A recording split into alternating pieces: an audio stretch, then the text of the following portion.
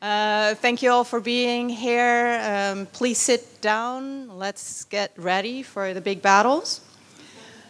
As I said, my name is Stien. My last name is van der Ploeg. I work with animal charity evaluators, and I've come here from Chicago. I feel incredibly grateful to be here, not just because of the delicious food that is all over my shirt. Hopefully you cannot see it.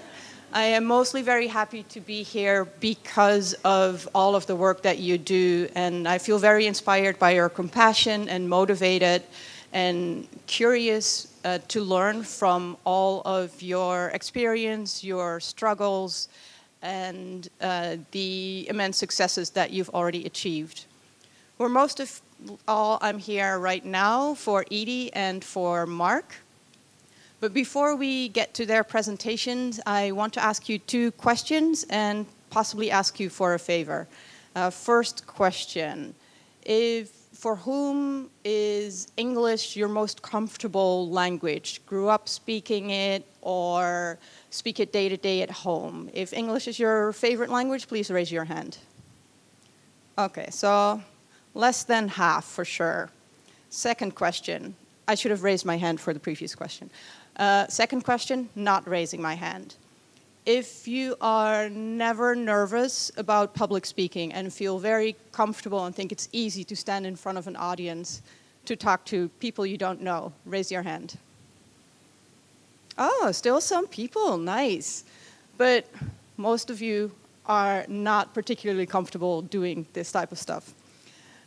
So because of that, what's happening now is the two speakers who also did not raise their hands are going to come up here later.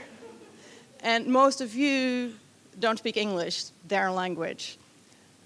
So I hope you can all be as quiet as a mouse so that all of us can focus as much as possible and can really give these speakers our full attention. Because we're going to talk about this big issue of the well-being of non-human animals. And Edie and Mark are both highly expertised in this, but have very different jobs. They are both fighting big battles.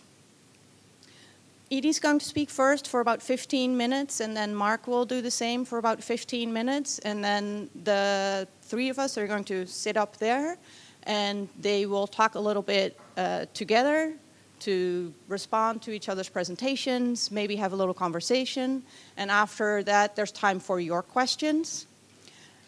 Please put your questions in the Hoover app. I'll check that later, and also vote for each other's questions so that I make sure that the ones that you're most curious about get answered. Now let's get started with Edie. Edie is a solicitor. She's based in the UK, and she's also the managing director of Advocates for Animals.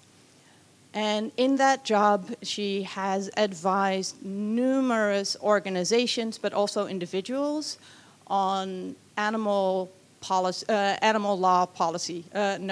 protection law. And in that job, she has talked to some incredibly influential groups, including the Parliament in the UK, but also the Senate of France, and even the Legislative Assembly in East Africa. So if you at all have any battles coming up that might involve some legal issues, you gotta learn from Edie. So Edie, please take my place up here, and everybody please give Edie an applause. Thank you. Hello, good morning. Thank you so much for that introduction. I know that lots of it is my bio, but there are a few extra bits that are really nice to hear, so thank you. Also, I have a third question. Who's really tired? No? So along with, getting nervous with public speaking, also know that I've had 2 hours sleep. So let's see how a law seminar goes down under those circumstances. So, as Stien mentioned, my name's Edie. I'm a solicitor. Sorry, is that? Okay. I'm a solicitor and managing director of Advocates for Animals, which is the UK's first and only animal protection law firm. As Stien mentioned, we advise animal protection groups and individuals and activists on a range of animal welfare issues. We launched in March 2019 after years of recognizing how underutilized the law is in this space. We've had an incredibly positive start, or I should say 5 years almost, and we believe that's happened because the animal movement's increasingly professional. It's getting more and more professionalized, and we believe that law should be one of those professional tools that's being used to further campaigning objectives. You can find out more of what we get up to on the, do I do that? How do I? Oh, there we go. You can find out more of what we get up to on our social media platforms, so please do follow us. Animal Lawyers UK on all the main platforms. None of what you hear today will be legal advice. So our mission at Advocates for Animals is to help clients hold to account not only people who break the law, but also governments and other bodies charged with enforcing the law. So this is a two-limb mission statement. The first part of that is about holding the perpetrators of animal cruelty to account. Really important. We don't underestimate the importance of that role.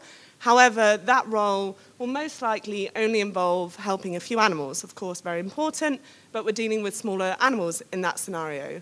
When you hold governments and other bodies charged with enforcing the law to account, you have an opportunity to improve the lives of millions of animals. And the case that I'm going to talk about today is one of those examples. So the case I'm going to talk about involves fast-growing chickens bred for meat. So most of you will know about the issue of fast-growing chickens bred for meat, so I'm just going to tell you